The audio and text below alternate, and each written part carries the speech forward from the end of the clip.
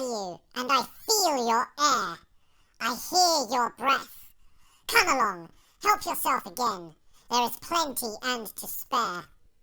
But Bilbo was not quite so unlearned in dragon lore as all that, and if Smaug hoped to get him to come nearer so easily, he was disappointed. No, thank you, O Smaug the Tremendous, he replied. I did not come for presents. I only wished to have a look at you and see if you were truly as great as the tales say. I did not believe them. Do you now? Said the dragon, somewhat flattered, even though he did not believe a word of it. Truly, songs and tales fall utterly short of the reality, O Smaug, the chiefest and greatest of calamities, replied Bilbo. You have nice manners for a thief and a liar, said the dragon. You seem familiar with my name, but I don't seem to remember smelling you before. Who are you? And where do you come from, may I ask? Who are ya? Who are ya? Who's that behind the mask? The first thing the boy Garion remembered was the kitchen at Faldor's farm. For all the rest of his life, he'd had a special warm feeling for kitchen and those peculiar sounds and smells that seemed somehow to combine into a bustling seriousness that had to do with love and food and comfort and security and, above all, home. No matter how high Garion rose in life, he never forgot that all his memories began in that kitchen.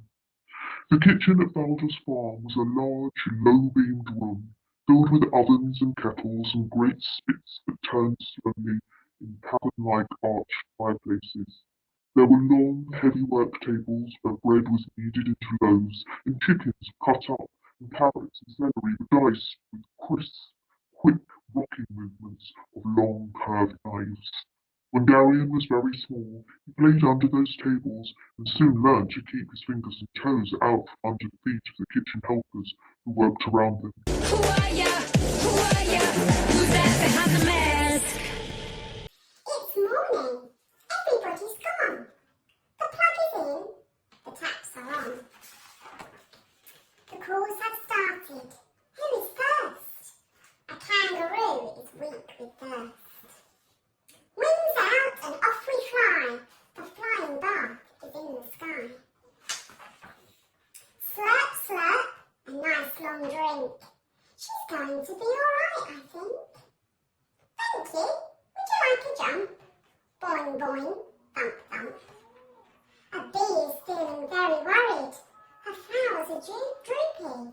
Time we hurried. Wings out and off we fly. The flying bark is in the sky. Sprinkle, sprinkle, have a shower.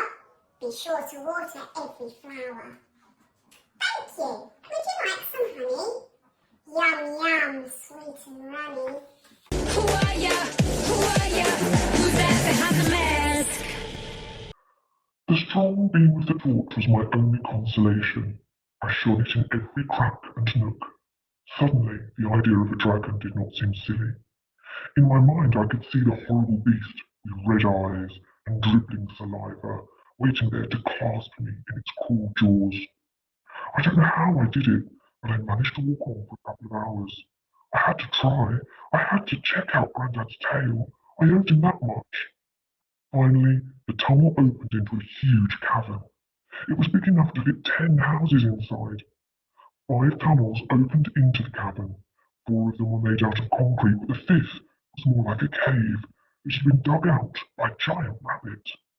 The earth's sides were covered in a putrid green slime and deep scratch marks. I carefully made my way into the mouth of this cave. I wanted to turn and run. I wanted to scream. I half wished that a dragon would grab me and finish me off, just to get it over and done with. Anything would be better than the horror that shook my jellied flesh. Who are ya? Who are ya? Who's that behind the mask?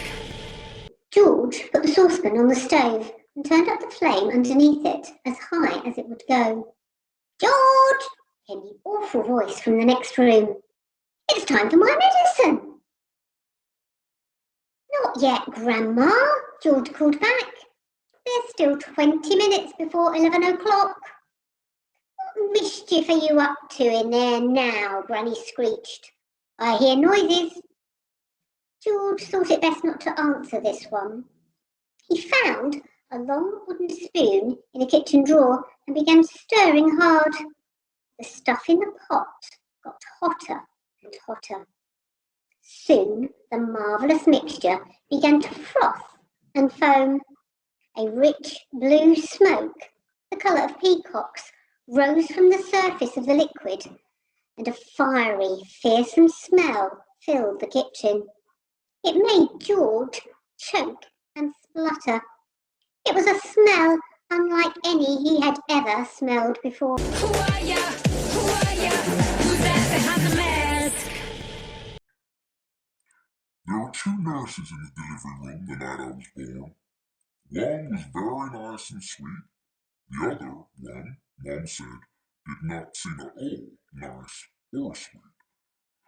She had very big arms, and here comes the funny part. She kept farting. Like she'd bring Mom some ice chips and then fart. She checked Mom's blood pressure and fart.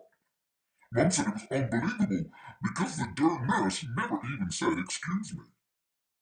Meanwhile, Mom's regular doctor was on duty that night. So Mom got stuck with this cranky kid doctor she and Dad named Doogie after some old TV show or something. When I came out of Mom's stomach, she said the whole room went very quiet.